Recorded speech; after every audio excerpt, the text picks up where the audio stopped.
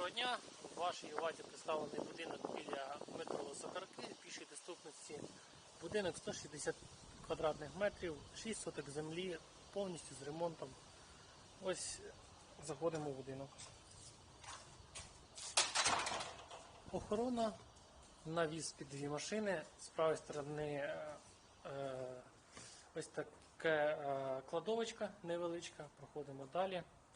Встановлений автополив по всій ділянці, встановлені датчики, встановлено освітлення, зроблений рулонний газон, поруч хороші сусіди.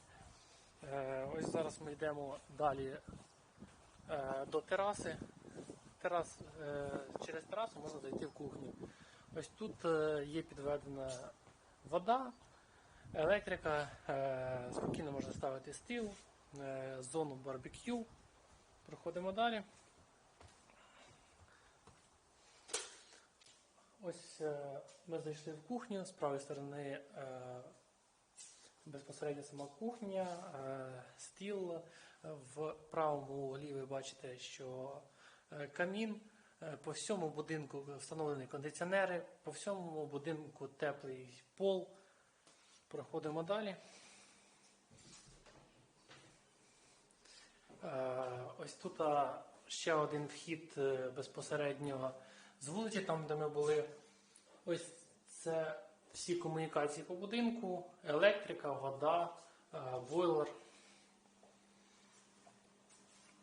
Ось так виглядає гостєвий санузел на першому поверсі. Також на першому поверсі гардеробна кімната. Ось так зроблена. В гардеробній кімнаті ось видно електрощитова.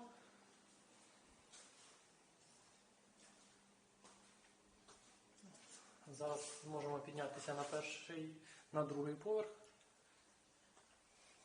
Дерев'яні сходи встановлені хорошої якості.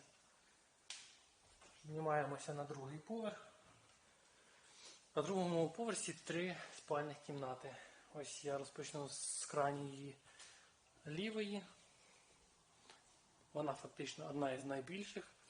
Спальна кімната, кондиціонер, вихід під телевізор, електрика, опалення.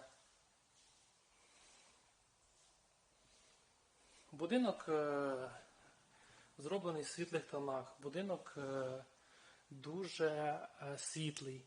Ось друга спальня. Ви бачите, що також світла спальня. Кондиціонер, опалення. І дивимося третю спальню і санузел. Ось третя спальня, вона трішки менша, зроблена для дитини. Дитяча, також кондиціонер. І ось ми бачимо санузел другого поверху вже з ванною, з душем. Всім дякую за увагу.